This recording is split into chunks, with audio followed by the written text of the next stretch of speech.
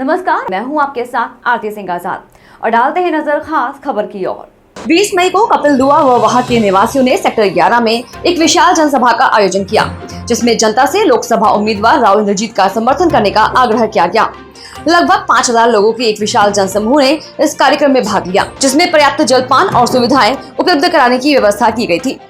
उपस्थित जनसमूह ने भाजपा सरकार द्वारा पूर्व में किए गए विकास कार्यों के लिए राव इंद्रजीत सिंह व जिला अध्यक्ष कमल यादव का आभार व्यक्त किया।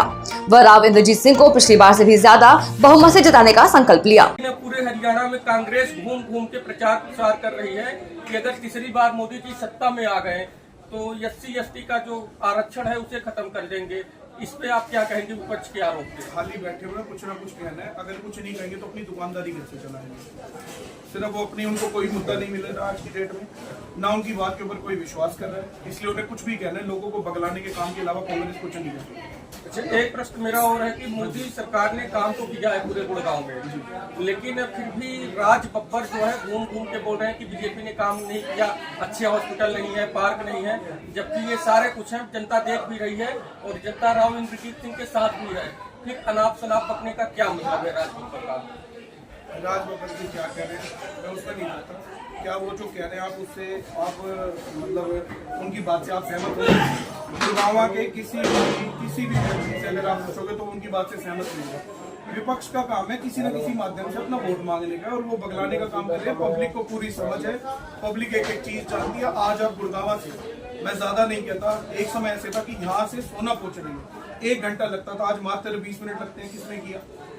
अगर आज आप पार्कों की बात करो तो आप किसी भी पार्क में जाओ, जितने पहले पार्क डेवलप थे आज उससे ज्यादा, कहीं ज्यादा संख्या में पार्क बने हुए हैं और उनकी विद मेंटेनेंस बढ़िया डेवलपमेंट के साथ में आज वो कर रही है। चीजें बहुत हैं। अगर मैं आपको बात करूं, सड़क की बात कर लो, सीवरेज की बात कर लो, कहीं ना कहीं देखो, सबसे पहली तो बात यह कि आज हम ये लोकसभा के चुनाव की बात कर रहे हैं और ये राष्ट्र के निर्माण का चुनाव है। ये कोई छोटी समस्याओं का चुनाव नहीं। मैं राज बब्बर जी का कहूंगा, जो राज बब्बर जी के जो मुद्दे हैं वो एक न्यायपालिका और MCG के चुनावों के मुद्दे हैं। अभी आज मैं शुक्रिया अदा करना चाहता हूं इस कार्यक्रम के आयोजकर्ताओं का, कपिल का, उनके पिताजी का, शशि जी का, और सारे पार्षदगण जो मंचासीन हैं, पंजाबी बिरादरी के जो सारे के सारे बड़े बड़े नेतागण यहाँ पर उपस्थित हैं, उनका मैं शुक्रिया अदा करना चाहता हूँ कि ये इतना भव्य संगठन और सम्मेलन नहीं हो पाता अगर सबका प्यार जुड़ करके यहाँ पर आज के दिन नहीं होता।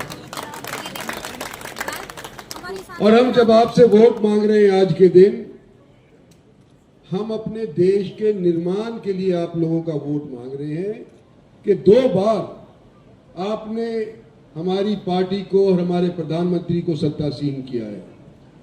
और अगर मैं कहूं कि इतिहास जो पिछले 10 साल से पहले का है, उस पर अगर अपनी नजर दौड़ाएंगे तो आपको मालूम चलेगा कि कई दशकों तक भारत के अंदर सरकारें तो बनी, बस लंगड़ी लूली टाइप ऑफ सरकारें बनी, क्योंकि कई दलों के मार्फत उन्होंने अपना संगठन बना करके सरकार को चलाना चाहा, लेकिन भी नहीं। सन 14 के अंदर, और बल्कि सन 13 का कहूंगा, भारतीय जनता पार्टी ने एक ऐतिहासिक फैसला लिया। क्या?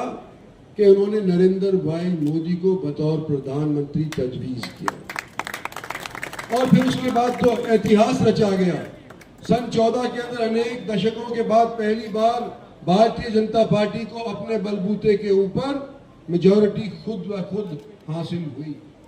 और 5 साल के अंदर हमने जो योजनाएं बनाई, अनेक योजनाएं सबके लिए, और उन योजनाओं को हम अगले 5 साल के अंदर पूरा करना चाहते थे। लेकिन आप याद करो कि 19 के चुनाव के बाद तुरंत कोविड छा गया, हमारे सबके ऊपर उसका कहर डगमगाने लगा, और हमारे यहाँ पर नहीं, विश्व के अंदर भी कोविड की वजह से बड़ा भारी नुकसान हुआ। 3 साल सबसे पहले मैं हमारे बीच में आए हमारे हरियाणा की आन बान और शान, हमारे प्रत्याशी माननीय राव साहब जी का, अपने सभी पंजाबी बिरादरी के सभी अध्यक्ष, मेरे वार्ड के सभी वासी, मेरे बुजुर्ग, मेरे सभी कॉलोनियों से आए मेरे सभी भाई बुजुर्ग, और मेरी साथ में मेरे साथ में बैठी हुई मेरी सभी माताएं, मेरी बहनें जो हर क्षण मेरा साथ देती, मैं उनकी तरफ से आप सभी की ओर से माननीय राव साहब का बहुत बहुत धन्यवाद करता हूं। साथ में मैं अपने मंचासीन अपने सभी नेता भाइयों का जो यहाँ पर आए हैं उनका भी आप सबकी तरफ से बहुत बहुत धन्यवाद करता हूँ। फिलहाल इतना ही। खबरों का सिलसिला लगातार जारी है। नमस्कार।